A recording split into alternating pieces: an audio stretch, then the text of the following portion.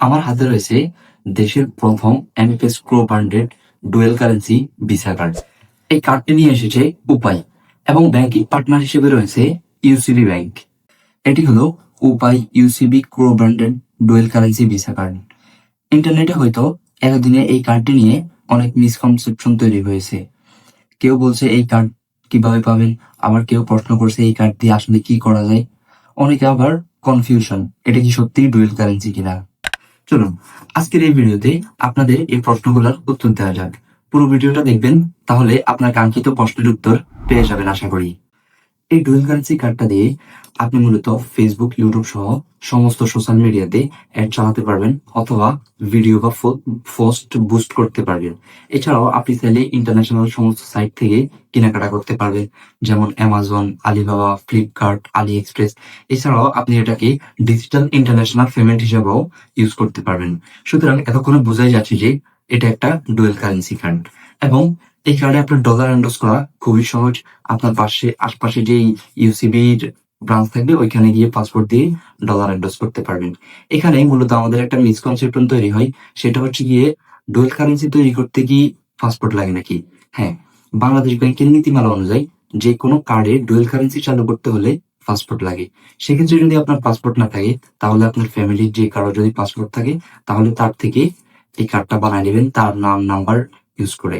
মানে আপনার কোনো ডাটা ইউজ করবেন না, যার নামে অ্যাকাউন্ট করবেন, যার পাসপোর্ট আছে তাকে দিয়েই এই কার্ডটা নেবেন। এবার চলুন আপনি এই কার্ডটা কিভাবে পাবেন এবং এটা কিভাবে ইউজ করবেন।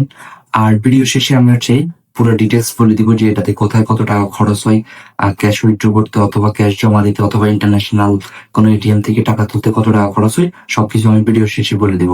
চলুন এবার বলে দেই এই কার্ডটা আপনি কিভাবে পাবেন। এই কার্ডটি পাওয়ার জন্য আপনার যেটা করতে হবে সেটা শুরুতেই আপনার মোবাইলে থাকা উপায় অ্যাপসে চলে যেতে হবে। উপায় অ্যাপসে যাওয়ার পর নিচের দিকে দেখবেন যে এখানে এই যে কর্নারে প্রিপেইড কার্ড নামে অপশন আছে, এখানে ক্লিক করবেন। আমার যেহেতু অলরেডি নেওয়া শেষ, সো আমি আর দ্বিতীয়বার আবেদন করতে পারবো না।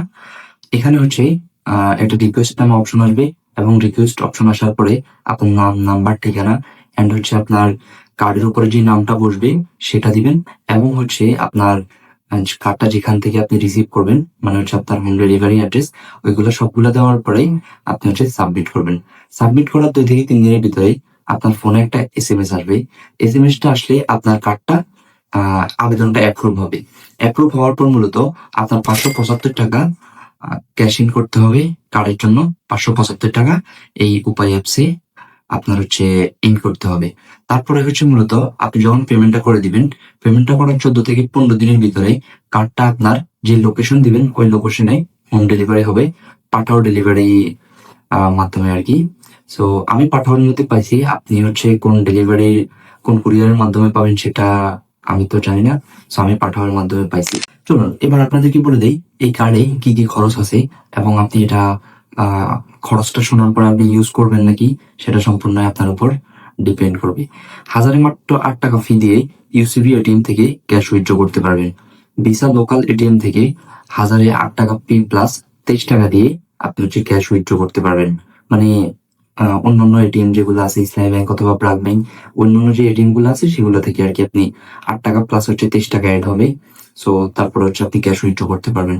সো আপনি যদি 10,000 টাকা উঠান সেক্ষেত্রে আপনার 80 টাকা প্লাস 23 টাকা, তার মানে 103 টাকা 1.3%। এবং ইন্টারন্যাশনাল যে কোনো এটিএম থেকে ক্যাশ উইথড্র করতেই 1.8%। এই কার্ডে টাকা ইন করাও খুবই সহজ। আপনি আপনার উপায় অ্যাকাউন্টের মাধ্যমে এই কার্ডে টাকা ইন করতে পারবেন এবং আপনার কার্ডে কত টাকা আছে সেটা মূলত আপনি এই উপায় অ্যাকাউন্ট থেকেই দেখতে পারবেন। তবে একটা কথা বলে নেই, এই ভিডিওটা কিন্তু স্পন্সর ভিডিও না। এটা আপনারা যারা অনেকেই আছেন ছোটখাটো ই কমার্স বিজনেস করেন, উদ্যোক্তা, তো চাচ্ছেন যে নিজেদের অ্যাড গুলা চালাবেন, সেই ক্ষেত্রে যদি আপনার প্রয়োজন হয় তাহলে আপনি এই কার্ডটা ইউজ করতে পারেন। তবে কার্ডটা ইউজ করা কিন্তু ব্যয়বহুল, আগেই বলে নেই। এটাতে অনেক পরিমাণ খরচ আছে। সাধারণ ব্যাংকের কার্ডে যে পরিমাণ খরচ তার থেকে মনে হয় অনেক বেশি।